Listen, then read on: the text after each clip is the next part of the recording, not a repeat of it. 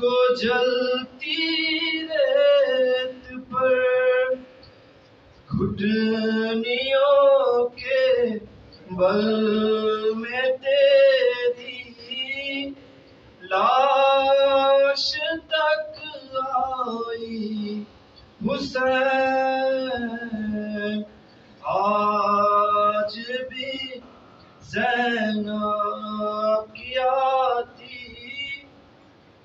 ہے صدا بھائی حسین، بس میں گھبرائی تھی خنجر تجھ پہ چلتا دیکھ کر، بس میں گھبرائی تھی خنجر تجھ پہ چلتا دیکھ کر، پھر کسی مشکل میں گر کر میں نہ گھبرائی حسین، آج بھی زینب کی آتی ہے صدا بھائی حسین، کون تھا جو مرنے والوں میں نہیں تھا خوبرو، کون تھا جو مرنے والوں میں نہیں تھا خوبرو، بھولنے بیٹھی تو کس کس کی نہ یاد آئی حسین، آج بھی زینب کی آتی ہے صدا بھائی حسین۔ باتیں ہوں کو قرآن کی روشنی سے ہونی چاہیے، قرآن کی طرف سے ہونی چاہیے، اپنے پاس سے کوئی بات نہیں ہونی چاہیے ہماری۔ اور ہم نے بیان کیا تھا کہ قرآن کے اندر ایک آیت کا حصہ ہے کہ وما محمد الا رسول، محمد رسول کے علاوہ کچھ بھی نہیں ہے، یعنی جو لوگ زبردستی اپنی رشتہ داری جوڑنا چاہتے ہیں نبی سے، اللہ ان سے کھلا کھلا کرا وما محمد الا رسول، محمد کچھ نہیں ہے، یہ نہ سمجھو کہ تم رشتہ داری جوڑ رہے ہو تو تم بڑے شان و عظمت والے ہو جاؤ گے۔ اللہ نے کہا کہ وما محمد الا رسول، کہ محمد کچھ نہیں ہے سوائے رسول کے۔ بھائی جس کو اللہ نے کہا کہ محمد کچھ نہیں ہے سوائے رسول کے، اب اگر وہی محمد کہنے لگے کہ حسین منی وانا من الحسین، جو ہے نا آپ کی حسین منی وانا من الحسین، تو اس کا مطلب یہ ہے کہ یہ فضائل پھر حدیث کی روشنی سے نہیں ہے بلکہ قرآن کی روشنی سے ہے۔ کیوں؟ وما ینطق عن الہویٰ کا پہرا لگا ہوا ہے زبان پر، تو محمد کوئی کلام ہی نہیں کرتے سوائے مرضی خدا کے۔ جب تک کہ اللہ کی مرضی نہیں ہوتی ہے تب تک کچھ بھی نہیں کرتے ہیں نبی، جب تک کچھ بھی نہیں بولتے ہیں۔ جگہ جگہ کہہ رہے ہیں ہذا حسین فارق ہو، یہ حسین ہے اس کو پہچان لو، کہیں پر کہہ رہے ہیں کہ حسین منی وانا من الحسین، میں حسین سے ہوں، حسین مجھ سے ہے۔ یہ ساری فضیلتیں بتا رہے ہیں، اور فضیلتیں ایسے زبانی نہیں بتائی ہیں، عملی بھی کر کے بتائی ہیں، بتایا کر کے بتایا کہ محمد کو حسین سے کیا نسبت ہے، یہ بھی کر کے بتایا۔ تاریخ آپ کے سامنے ہے، پوری تاریخ۔ وہ تاریخ کیا ہے کہ نبی نماز میں ہے۔ بھائی نماز کیا ہے؟ نماز ہے مومن کی معراج، نبی کی معراج، وہ معراج جس میں نبی ملاقات خدا کے لیے گئے، مگر مومن کی معراج کیا ہے؟ نماز۔ مومن کی معراج نماز، نماز کی معراج ہے سجدہ، اور سجدے کی معراج ہے صاحب معراج، اور صاحب معراج ہے خود سجدے کے اندر۔ تو ایسے عالم میں جب حالت سجدہ میں تھے ہمارے نبی، تو اس وقت ہمارا وقت کا امام یعنی تیسرے امام آئے اور آنے کے بعد پشت پہ سوار ہو گئے۔ نبی نے چاہا کہ سر کو اٹھا لوں، مگر حکم ہوا کہ نہ ابھی سر نہ اٹھانا، حسین آپ کی پشت پر آ گیا ہے، جو ہے نا ابھی سر نہ اٹھانا، حسین آپ کی پشت پر آ چکا ہے۔ عزیزان محترم، بار بار نبی سوچ رہے تھے کہ اب سر اٹھا لوں، مگر اللہ کی طرف سے حکم آتا رہا، جناب جبریل آ کر کہتے رہے ابھی سر نہ اٹھانا، تو پتہ چلا کہ حسین نماز کے لیے نہیں رکے تھے بلکہ نماز میرے حسین کے احترام میں رکی ہوئی تھی۔ سبحان اللہ، صلوات پڑھیں گے کہ محمد والے محمد۔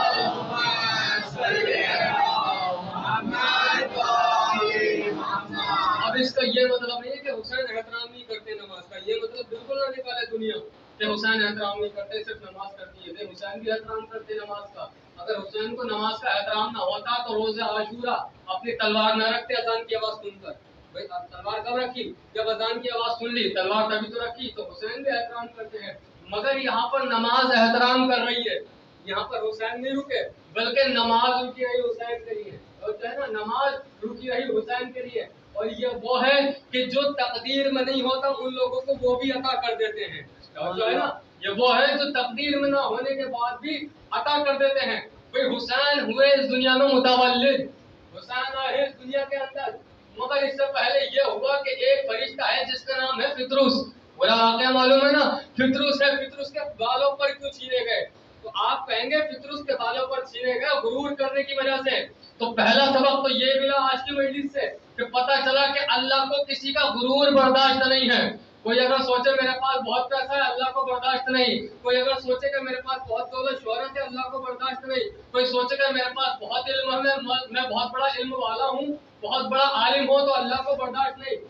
اللہ کو جب فرشتوں کا غرور برداشت نہیں ہے تو انسانوں کا غرور کیا برداشت ہوگا؟ تو ہمیں سبق مجلس حسین سے یہی ملا کہ دیکھو جتنے ہی چاہے بڑے ہو جاؤ لیکن کبھی بھی غرور نہ کرنا. بھئی معصوم ہوتا ہے نا، ملک تو معصوم ہوتا ہے، فرشتہ معصوم ہوتا ہے. اچھا اس نے غرور کیوں کیا؟ غرور یوں کیا کیونکہ اس کا جب باری اپنے پھیلاتا تھا تو ایک مشرق تک ہوتا تھا، ایک مغرب تک ہوتا تھا. تو یہ جملہ کہتا تھا، یہ کہتا تھا مم مثلی مجھ جیسا کون، مم مثلی مجھ جیسا کون. اللہ نے کہا ہماری دی ہوئی نعمت پر تم غرور کر رہے ہو. ایک بٹن دبایا دونوں پر ڈیلیٹ کر دیے. آپ کی زبان میں سمجھانے کی کوشش کر رہا ہوں، ایک بٹن دبا یعنی اشارہ ہوا دونوں پر ڈیلیٹ ہو گیا ہے نا. اب جب دونوں پر ان کے چلے گئے اب کہنے لگا کیا کریں، نہ تو کوئی اڑان بھر سکتے ہیں، پرواز نہیں کر سکتے، کہیں جا نہیں سکتے. مگر جب 3 شعبان آئی، میرے حسین کا دن آیا، جس دن 3 شعبان آئی تو کیا دیکھا فطرس نے کہ انجمن ملائکہ عرش سے فرش کی جانب جا رہی ہے. ایک مرتبہ پوچھا جبریل کیا ہوا؟ اب جبریل نے یہ نہیں کہا کہ حسین پیدا ہوئے ہیں، جبریل نے کہا زہرا کے گھر پہ قرآن اترا ہے، تلاوت کرنے کے لیے جا رہا ہے. ابھی پہنچیں گے، وہاں تک پہنچیں گے جہاں تک انشاءاللہ لے کے جانا چاہتا ہوں میں آپ کو. زہرا کے گھر قرآن اترا ہے، تلاوت کرنے کے لیے تلاوت کرنے جا رہے ہیں. کہا مجھے بھی لے چلو. جبریل نے کہا کیسے جاؤ گے، تمہارے تو بالوں پر ہی نہیں ہے. تو ایک طرف سے تم پکڑ لو، دوسری طرف سے دوسرے ملک پکڑ لیں گے، کسی طرح سہارا دے کر مجھے پہنچا دو. دیکھیے کسی مجبور کو حسین کے دروازے تک لانا یہ ملائکہ کی سنت ہوتی ہے. توجہ ہے نا، یہ بھی حساب سے نہیں ہے. کسی مجبور کو جو نہ آ سکتا ہو مجلس حسین تک، اگر آپ اس کا سہارا بن سکتے ہیں تو بنیے. اگر آپ سہارا بن گئے تو اللہ کے نزدیک آپ فرشتوں سے زیادہ افضل ہو جائیں گے. حقیقت پائی جاتی ہو بات میں تو ساتھ دینا میرا. اب کہا ایک طرف سے پکڑا جبریل نے، دوسری طرف سے پکڑا ملائکہ نے. اب چلنے کے بعد پہنچے مدینے میں. مدینے میں پہنچے، نبی کے پاس آئے، سلام کیا. سلام کا جواب ملا. نبی نے پوچھا کیا ہوا؟ کہ میرے بالوں پر چھن گئے ہیں. کہ آپ کیا چاہتے ہو؟ کہ آپ سے پر لینا چاہتا ہوں. میں چاہتا ہوں جو بالوں پر چھن گئے ہیں وہ دوبارہ مل جائے. کہ دیکھو مجھ سے نہ مانگو، کیوں؟ اس لیے تمہاری طلب چھوٹی ہے اور میں حسین سے بڑا ہوں، میں بڑے کام کرتا ہوں. مجھ سے نہ مانگو. کہ پھر کس سے مانگوں؟ کہ ابھی جو یہ میرا نواسا حسین آیا ہے نا اس سے مانگو. کہ یہ کیسے دے گا؟ کہ اس کی بات چھوڑو، تم اس کے گہوارے سے مانگ کے دیکھو. اس کے گہوارے کے سبزے میں ملیں گے، توجہ رکھیے گا. اس کے گہوارے کے سبزے میں تمہیں بالوں پر مل جائیں گے.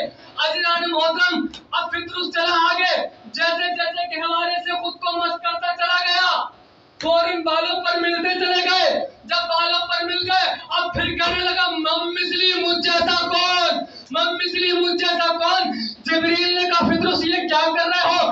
اسی غرور کی وجہ سے بالوں پر چھینے تھے، اب تم وہی غرور پھر کر رہے ہو. جبریل نے کہا ارے وہ فطرس نے کہا ارے جو بالوں پر چھینے تھے نا وہ خدا کی امانت تھی، خدا نے واپس لے لی.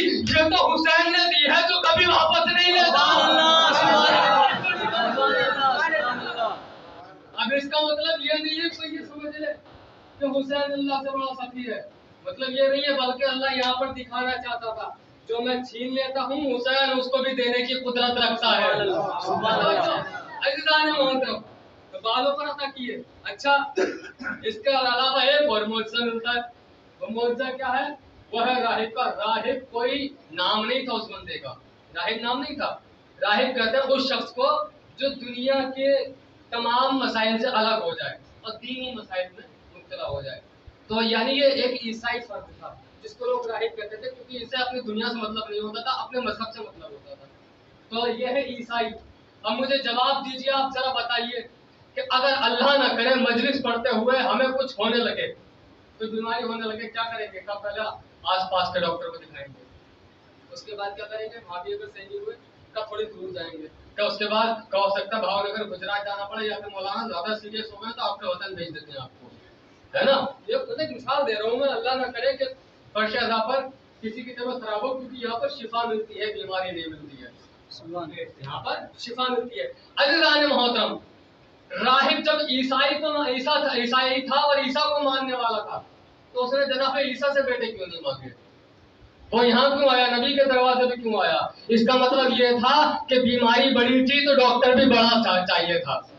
بیماری بڑی تھی، مرض بڑا تھا تو طبیب بھی بڑا چاہیے. اب عزیزان محترم آیا نبی کا دربار. آنے کے بعد کہتا یا نبی اللہ، میں بے اولاد ہوں، بیٹا چاہتا ہوں. نبی نے اس کی پریشانی دیکھی، مقدر کا ملاحظہ کیا اور کہتے ہیں تیری قسمت میں اولاد نہیں ہے، جب واپس چلا جا. یہ روتا ہوا وہاں سے نکلا کہ چند برس کا ایک شہزادہ جس کا نام حسین ہے، اس نے کہا کیا ہوا راہب؟ میرے نانا کے دربار سے سارے لوگ خوش ہو کے نکلتے ہیں، مگر تو ایسا فرد ہے جو روتا ہوا نکل رہا ہے. کا مسئلہ یہ ہے، میں گیا تھا اولاد مانگنے.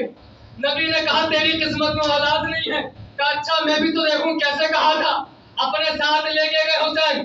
کہنے لگے نانا کیا ہوا؟ کہا بیٹا حسین یہ اولاد مانگنے آیا تھا. کہا عطا کیوں نہیں کی؟ کہا کیونکہ اس کی قسمت میں ایک بھی اولاد نہیں ہے. اتنا سنا حسین نے کہا راہب میں نے تجھے ایک بیٹا دیا. محمد بولے اس کی قسمت میں اولاد نہیں ہے. کہ میں نے دوسرا بیٹا دیا. محمد بولے اس کی قسمت میں اولاد نہیں ہے. حسین بولے کہ میں نے تجھے تیسرا بیٹا عطا کیا. میں کہوں گا معبود یہ ماجرا کیا ہے؟ ارے جس کی قسمت میں اولاد نہیں ہے حسین اس کو بیٹے پہ بیٹے عطا کرتے چلے جا رہے ہیں. اللہ کہے گا تو بیٹوں کی بات کرتا ہے، میں نے پوری کائنات کا اقتدار حسین کے ہاتھ میں رکھ دیا. حسین کے ہاتھ میں رکھ دیا. ایک صلوات پڑھیں مل کے محمد والے محمد.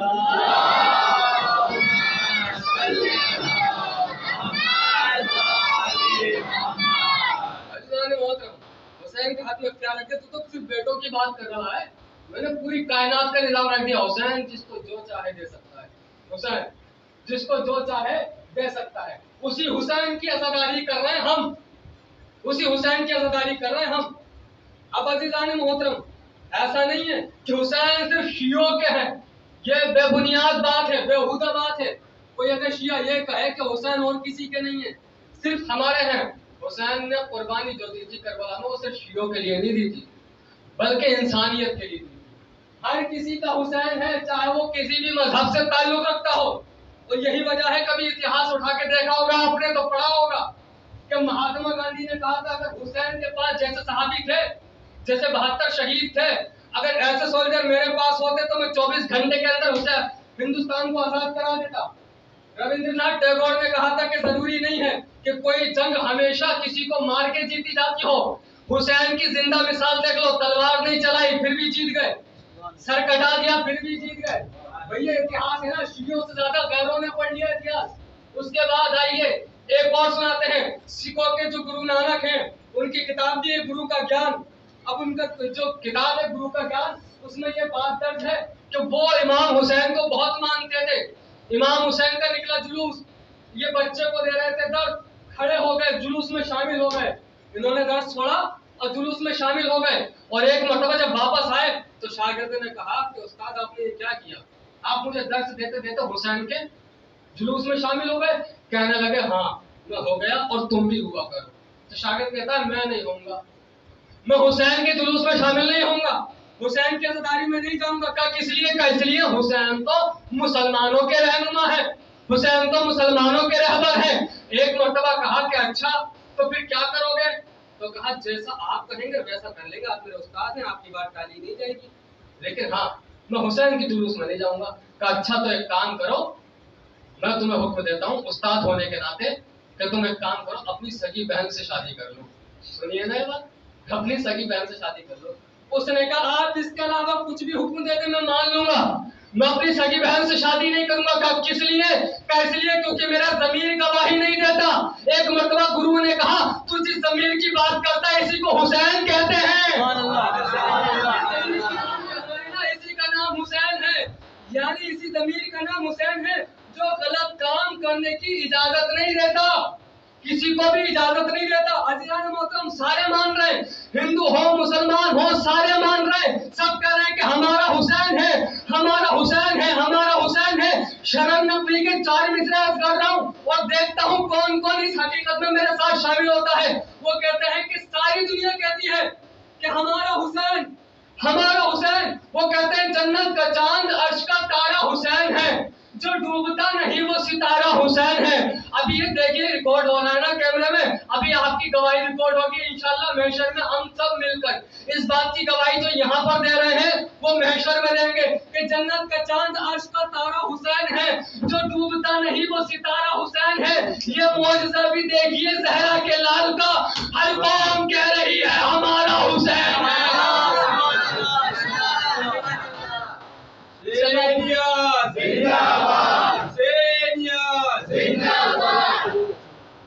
عزیزان محترم ہر قوم کہہ رہی ہے، یعنی اس سے یہ ثابت ہوا کہ یہ حسین نے کسی ایک فرقے کے لیے، کسی ایک طبقے کے لیے، کسی ایک مذہب کے لیے قربانی نہیں دی ہے، حسین نے قربانی دی ہے عالم انسانیت کے لیے۔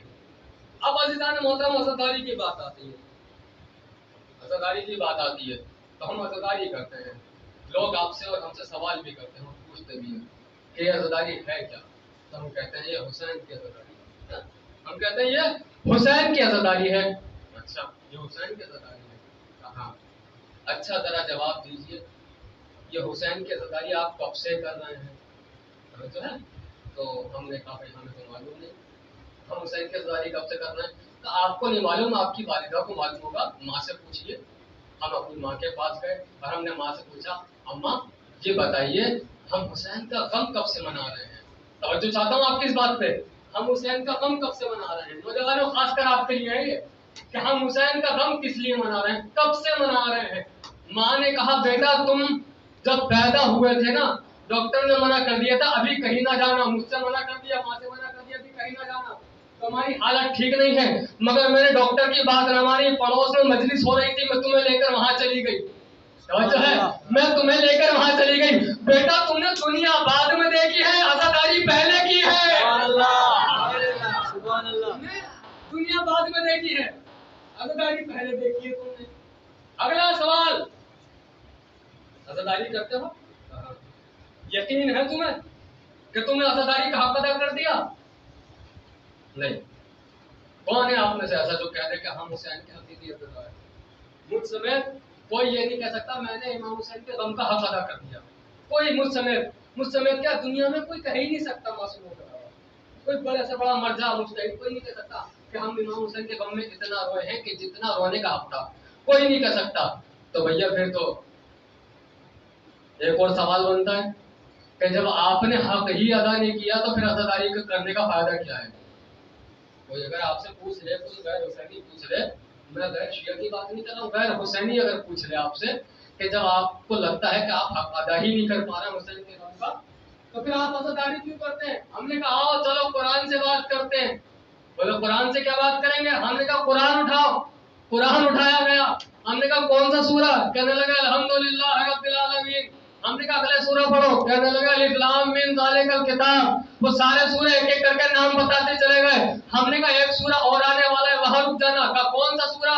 ہم نے کہا سورہ یوسف، ہم نے کہا سورہ یوسف، کہنے لگا اچھا، ہم نے کہا وہاں گیا ہو تو تم اس کی تلاوت کرو، اس کا ترجمہ پڑھو، اس کے بعد خلاصے کے طور پر ہمیں یہ سورہ سنا دو، ترجمہ نہیں سنا، اس کا خلاصہ سنا دو کہ اس کا مقصد کیا ہے کہنے کا۔ کہ اس کا مقصد یہ ہے کہ جب جناب یوسف کی مصر کے بازار میں بولی لگائی جا رہی تھی، بہت توجہ، جب بولی لگائی جا رہی تھی جناب یوسف کی تو بڑے سے بڑا امیر یوسف کو خریدنے کے لیے آ گیا، جناب یوسف کو خریدنے کے لیے آیا بڑے سے بڑا امیر، کہ ان امیر لوگوں میں ایک کمزور سی ضعیف سی بڑی مفلس ایک ضعیف آئی، اس کے بعد چند سکے تھے، تھوڑی سی دولت تھی، اور آ گئی. उसने कहा मैं भी यूसुफ को खरीदूंगी.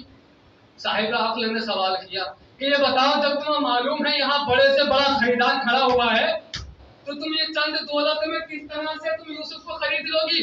उस ज़ईफ़ा का जवाब सुनिए. उसने कहा मुझे मालूम है मैं यूसुफ को नहीं खरीद सकती, लेकिन जब कभी मुस्तकबिल में यूसुफ के खरीदारों का नाम लिया जाएगा तो मेरा नाम खरीदारों में आएगा. तो जो है ना, हम हक अदा नहीं कर सकते, लेकिन जब भी अज़ादारों का नाम लिया जाएगा हमारा नाम अज़ादारों में आएगा. सलावत पढ़ने के मोहम्मद वाले मोहम्मद.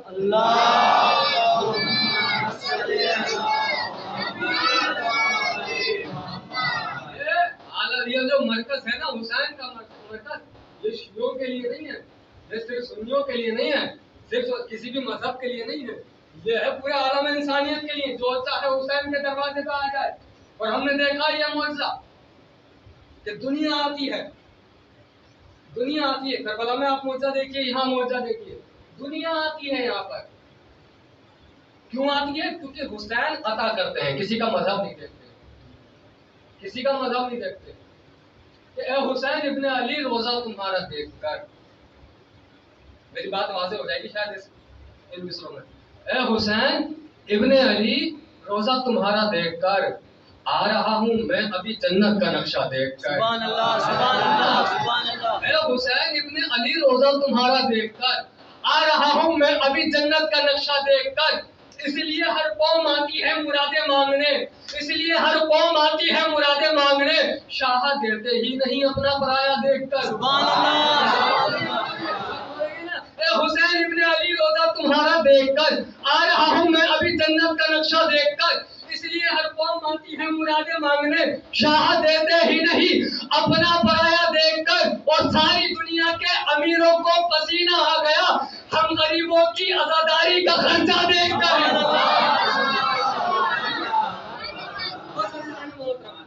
आज वक्त ज्यादा हो गया है, क्योंकि हालात ऐसे नहीं है कि ज्यादा देर आपसे गुफ्तगू हो पाए. ऐसा मोहतरम कि ये हमारा, देखिए हमें मोहब्बत कितनी है और होनी चाहिए कि हमने अपनी सारी चीजें बेच दी इमाम हुसैन के नाम पर, सारी चीजें बेच दी इमाम हुसैन. क्यों? जो भी हमें मिला हुसैन के सत्ते में मिला, जो भी हमें मिला अहले बैत के सत्ते में मिला. जो मेरे पास है वो अहले बैत के सत्ते में पास है, जो आपके पास है अहले बैत के सत्ते में आपके पास है. बस खत्म. एक बात बताइए, जब कोई बच्चा दुनिया में आता है तो उसके घर वाले उसे देख के खुश होते हैं या उसे देख के परेशान होते हैं? आप कहेंगे जाहिर सी बात है, मुबारकबाद दी जाती है, खुश होते हैं घर वाले. मगर ना जाने कितना मजलूम है मेरा हुसैन कि जिसकी विलादत पे भी नबी आंसू बहा रहे हैं. आप अज़ादार है ना, अल्लाह करे कि आपके दिल में जो हुसैन की मोहब्बत है उसमें और ज्यादा इजाफा होता चला जाए. कभी वो मोहब्बत हमारे दिलों से आपके दिलों से कम ना हो कि हमने हुसैन के गम के लिए, यही अज़ादार होता है, हुसैन के गम के लिए औलादों को फरोख्त किया है. तारीख उठाइए, हमारी शियों की तारीख उठाइए, हुसैनियों की तारीख उठाइए और देखिए कि जो हकीकी अज़ादार है इमाम का, जो हकीकी अज़ादार है मजलूम का, उसने अपनी औलाद तक को भेज दिया हुसैन के गम के लिए. क्यों? इसलिए औलाद भी तो हुसैन का सदका है ना, औलाद भी हुसैन का सदका है. जब हुसैन इस दुनिया में आए तो क्या देखा कि नबी ने आगोश में लिया, आगोश में लेने के बाद रोने लगे. एक मर्तबा मजलूम बेटे की मजलूम अम्मा ने पूछा, बाबा क्या हुआ? जब कोई बच्चा पैदा होता है तो सब खुश होते हैं, सब मुबारकबाद देते हैं, शीरीनी बांटते हैं, मगर बाबा ये क्या बात है कि इसके पैदा होने पर आप रो रहे हैं? कब बेटी ज़हरा, अगर जो मुझे मालूम है तुझे पता चल गया तो तू भी रोने लगेगी कि बाबा क्या हुआ, कुछ बताइए तो सही. कब बेटी हुआ ये था कि हुसैन को आगोश में लिया हुआ था कि जिब्रील आए, आने के बाद कहने लगे या नबी अल्लाह बेटे की मुबारकबाद पेश करता हूँ, मगर मेरे नबी अल्लाह ये बात सुन लीजिए, अल्लाह का पैगाम है कि यही बेटा होगा जो करबला के मैदान में यकूतन कत्ल कर दिया जाएगा. इसके सारे अंसार मार दिए जाएंगे, इसके मोनिसो यामन मार दिए जाएंगे,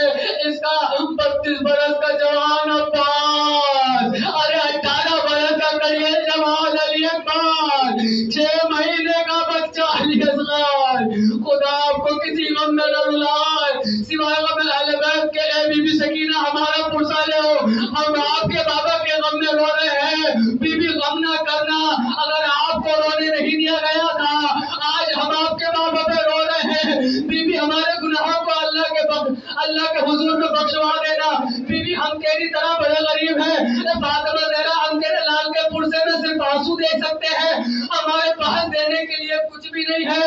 اجرکم اللہ، خدا آپ کو کسی غم میں نہ رلائے۔ ایک مرتبہ زہرا نے پوچھا بابا یہ اکیلا مار دیا جائے گا؟ کہا بیٹی نہ حسن ہوں گے، نہ علی ہوں گے، نہ میں ہوں گا، نہ تم ہوگی۔ کہا اچھا بابا یہ بتائیے جب اکیلا مار دیا جائے گا اس کا غم کون منائے گا؟ ارے اس کا ماتم کون کرے گا؟ ایک مرتبہ نبی نے کہا بیٹی پریشان نہ ہو، اللہ کی طرف سے قبیلہ پیدا کیا جائے گا۔ ارے جس کے بچے تیرے بچوں پہ روئیں گے، جس کے بوڑھے تیرے بوڑھوں پہ روئیں گے، ارے جس کے نوجوان تیرے نوجوانوں پہ روئیں گے۔ ایک مرتبہ حسین کی ماں نے کہا بابا میں وعدہ کرتی ہوں اگر وہ قبیلہ جب پیدا ہوگا بابا میں تب تک جنت کے اندر قدم نہ رکھوں گی جب تک کہ حسین کی عزاداروں کی بخشش نہ ہو جائے۔ اللہ اللہ، کیا ہم گناہگاروں کی قسمت ہے؟ ارے ہم گناہگاروں کی بخشش کرانے کے لیے فاطمہ زہرا یہ کہہ رہی ہے میں جنت میں قدم نہیں رکھوں گی، میں جنت میں داخل نہ ہوں گی۔ ارے ہم گناہگاروں کے لیے اتنی زحمت کر رہی ہے زہرا۔ اجرکم اللہ، بہت رو رہے ہیں نا آپ، بہت گریہ کر رہے ہیں نا۔ یہ حسین کا مہینہ کیا آیا، آپ کا دل بے چین ہو گئے، یہ حسین کا غم کیا آیا۔ اب آپ کو اس مجلس کے علاوہ، ماتم کے علاوہ کوئی اور دوسرا چارہ نہیں دکھائی دیتا، اور کوئی کام نہیں دکھائی دیتا۔ آپ سوچتے ہیں جتنا ہو سکے زیادہ سے زیادہ رو لیں حسین کے غم میں۔ اللہ جانے اگلے برس ہم ہوں گے یا نہیں ہوں گے، اللہ جانے اگلے برس ہم ہوں گے یا نہیں ہوں گے۔ اجرکم اللہ، خدا آپ کو کسی غم میں نہ رلائے۔ برداشت کریں گے آپ؟ ایک قصہ سنا دوں گا آپ کو، پہلی محرم ہے نا، ایک واقعہ سنا دوں، برداشت کریں گے؟ ایک امام حسین کا عزادار ہے، ہر سال حسین کی عزاداری کرتا ہے، مگر اتفاق سے ایک وقت ایسا آیا کہ اس کا کاروبار ختم ہو گیا، اس کا کام ختم ہو گیا۔ حسین کی عزاداری کا خرچے کے لیے اس کے پاس پیسے نہیں بچے۔ ایک مرتبہ گھر میں آ کے بیٹھ گیا، آنے کے بعد ایک کونے میں بیٹھ کے رونے لگا۔ غیرت دار بیوی قریب آئی، آنے کے بعد کہنے لگی کیا ہوا، کیوں رو رہا ہے؟ کہ حسین کی عزاداری کیسے کروں، اس بار لگتا ہے حسین کے عزادار بھوکے چلے جائیں گے، میں عزاداری نہیں کر پاؤں گا۔ کہ کس لیے؟ کہ میرا کاروبار بھی نہیں ہے، میرے پاس پیسہ بھی نہیں ہے۔ ایک مرتبہ لے کے چلی، تم پریشان نہ ہو، ہاتھ پکڑا اور وہاں لے کے گئی جس کمرے میں ان کے 2 بچے سو رہے تھے۔ ایک مرتبہ بچوں کی طرف دیکھ کے اپنے شوہر سے کہتی ہے صحیح بتا یہ کس کی عنایت سے ہوئے ہیں؟ کہ یہ حسین کی عنایت ہے، یہ زینب کی عنایت ہے، یہ علی اصغر کی عنایت ہے، یہ آنا محمد کی عنایت ہے۔ ایک مرتبہ کہتی ہے ارے جب تجھے معلوم ہے ان کی عنایت سے بچے ہیں تو ان کا غم منانے کے لیے کیا ان بچوں کو بیچ نہیں سکتا؟ شوہر نے کہا میں نے سوچا تھا مگر کیا کروں، میں سوچ رہا تھا ماں کا دل پریشان نہ ہو جائے، اگر تم نے اجازت دے دی میں بچوں کو بیچنے چلا جاتا ہوں۔ تو انہوں بچوں کے ہاتھ پکڑے، اللہ نہ کرے کسی کو وقت آئے مگر آئے تو حسین کے لیے سب کچھ قربان کرنا ہے، ہمیں حسین کے لیے اپنا جسم قربان کرنا ہے، اپنی جان قربان کرنا ہے۔ دونوں بچوں کو لے کے بازار میں گیا، پورے دن کوئی خریدار نہ ملا، سوچا لگ رہا ہے اس بار حسین کی عزا نہ ہو پائے گی، حسین کی مجلس نہ ہو پائے گی۔ جیسے شام کو واپس آنے کے لیے سوچ رہا تھا کیا دیکھا گھوڑے پہ ایک شخص آیا، اس نے کہا رکو ابھی نہ جاؤ، یہ دونوں بچے میرے حوالے کر دو، یہ لوگ پیسے لیے بچے اس کے حوالے کرے، واپس آ گیا، انتظام کرا، مجلس کا فرش بچھایا گیا۔ ایک مرتبہ جب ماں نے دیکھا مجلس کا فرش، ایک مرتبہ فرش عزا کو دیکھ کر رونے لگی۔ شوہر نے پوچھا کیا ہوا؟ کچھ نہیں، یہ سوچ رہی ہوں آج حسین کے 2 عزادار کم ہو گئے، اللہ نہ کرے کسی کو وقت آئے آج حسین کے 2 عزادار کم ہو گئے۔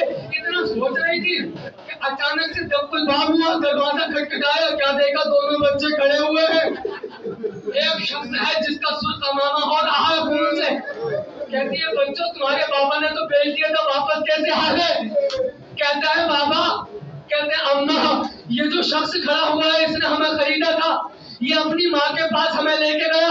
ماں نے پوچھا دونوں بچے کون ہیں؟ کہا اماں یہ میرے عزادار ہیں، ان کا باپ بیچنا چاہتا تھا۔ ماں نے کہا اب ان کے ماں کے دل پہ کیا گزر رہی ہوگی، ان کے پیسے ان کے پاس رہنے دو، جاؤ اس کی ماں کو دونوں بچے واپس کر دو۔ اماں ہم اپنی مرضی سے نہیں آئے ہیں، اس کی ماں نے اجازت دی ہے، کہ خود ہمیں چھوڑنے آیا ہے. میں کہوں گا حسین کی مظلومہ عزادار، میں کہوں گا حسین کی حقیقی عزادار اے وہ عورت جس نے حسین کی عزا کے لیے اپنے بچوں کو بھیج دیا. ارے تیرے جذبے کو سلام، تو نے بچوں کا بھی منہ نہ دیکھا، مجلس حسین پر تکی، مگر تیری خوش نصیبی ہے تو نے بچے بھیجے تو صحیح، مگر ایک وقت آیا کہ واپس آ گئے. لیکن کربلا جان نہ باپ کا سوال آیا، نہ لیلا کا اکبر آیا، نہ سکینہ واپس مدینہ.